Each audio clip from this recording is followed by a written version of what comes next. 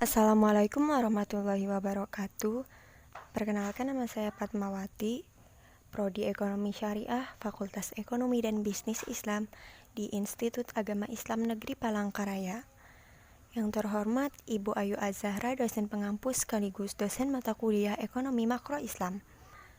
Baiklah, yang akan dibahas pada kali ini yakni Outlook Perekonomian Indonesia. Materinya yakni akan membahas tentang bagaimana masa depan perekonomian Indonesia, lalu akan menganalisis akar permasalahan perekonomian di Indonesia, dan kenapa di setiap kebijakan selalu ada dampak positif dan dampak negatif, dan juga bagaimana gambaran perekonomian masa depan. Langsung saja, Outlook Perekonomian Indonesia.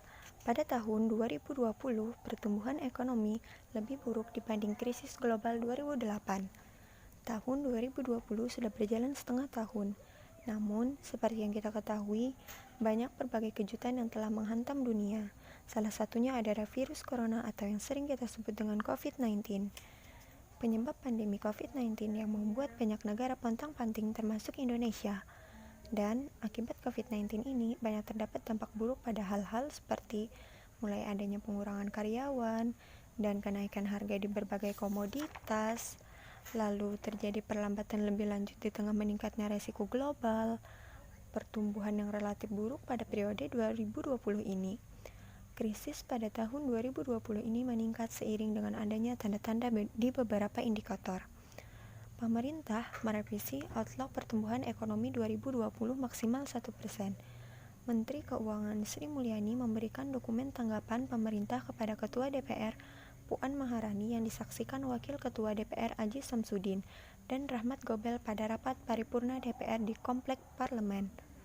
Rapat tersebut beragendakan mendengarkan tanggapan pemerintah terhadap pandangan praksi atas kerangka ekonomi makro dan pokok-pokok kebijakan fiskal revisi APBN tahun 2021. Pemerintah kembali merevisi Outlook Pertumbuhan Ekonomi tahun 2020 dari yang semula minus 0,4% hingga 2,3% menjadi 0,4% hingga 1%. Menteri Keuangan Sri Mulyani Indrawati mengatakan perubahan proyeksi itu berdasarkan pertimbangan skenario terberat pada perekonomian Indonesia akibat pandemi COVID-19. Menurutnya, kondisi terberat akan terjadi pada kuartal kedua tahun 2020. Permasalahan ekonomi yang cukup kompleks, terlebih dalam lingkup ekonomi makro yang harus diimbangi dengan kebijakan pemerintah. Permasalahan tersebut berkaitan dengan kemiskinan, kesenjangan ekonomi, pengangguran, dan juga masalah keterbelakangan, yakni seperti rendahnya tingkat pendapatan dan pemerataan, rendahnya pelayanan kesehatan, kurangnya fasilitas umum, rendahnya tingkat disiplin masyarakat, rendahnya tingkat keterampilan, rendahnya tingkat pendidikan formal, dan kurangnya modal. Lalu, kenapa di setiap kebijakan yang ditetapkan oleh pemerintah akan berdampak positif dan negatif? Nah, seperti yang kita ketahui, bahwa di setiap kebijakan yang dikeluarkan pemerintah, ada beberapa kalangan atau masyarakat yang tidak setuju dengan hal itu, dan ada juga yang sebaliknya yang setuju. Dan lalu, kenapa di setiap kebijakan itu pasti akan berdampak positif maupun negatif? Sudah dipastikan setiap kebijakan itu akan berdampak entah itu positif maupun negatif.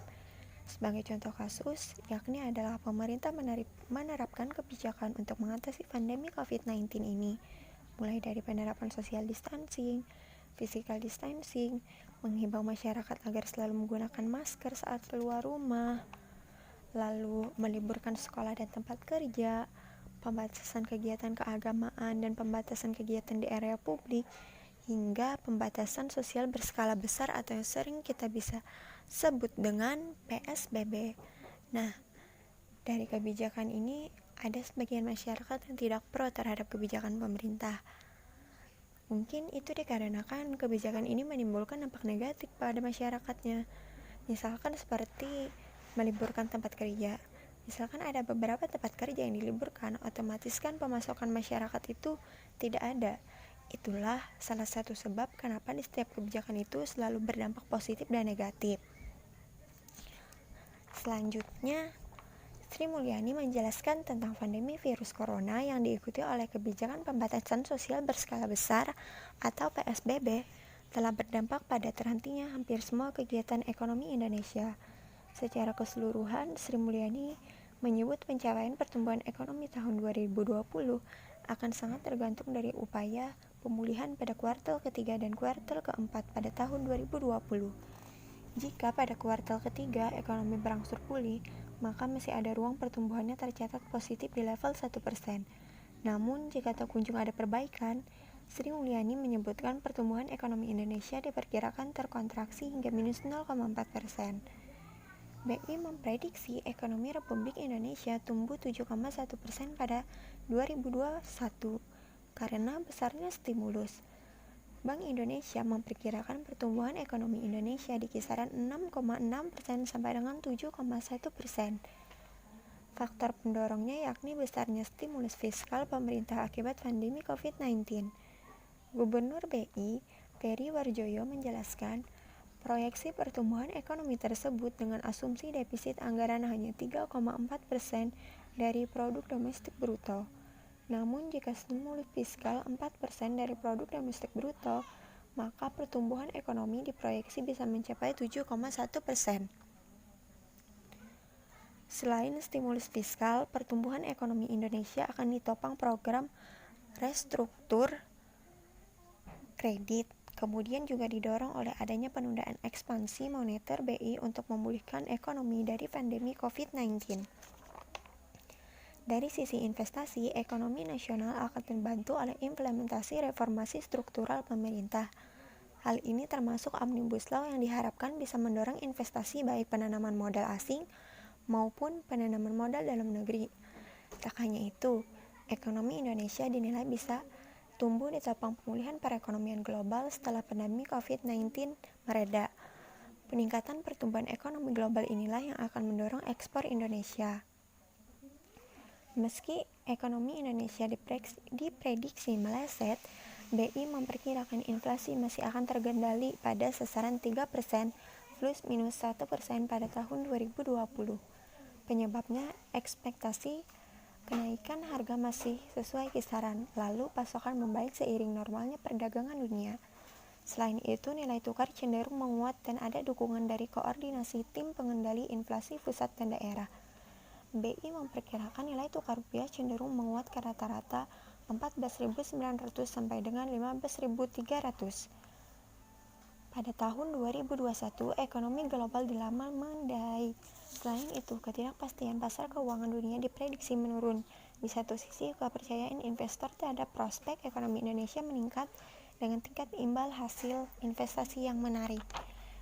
Jadi menurut saya perekonomian masa depan Indonesia akan membaik karena diperkirakan pertumbuhan perekonomian Indonesia tahun 2021 akan membaik jika perekonomiannya dikelola dengan baik seperti misalkan melakukan pemulihan ekonomi dari pandemi, lalu meningkatkan pertumbuhan ekonomi global yang akan mendorong ekspor Indonesia dan juga mengendalikan inflasi pada sasarannya. Sekian dari saya, terima kasih atas perhatiannya.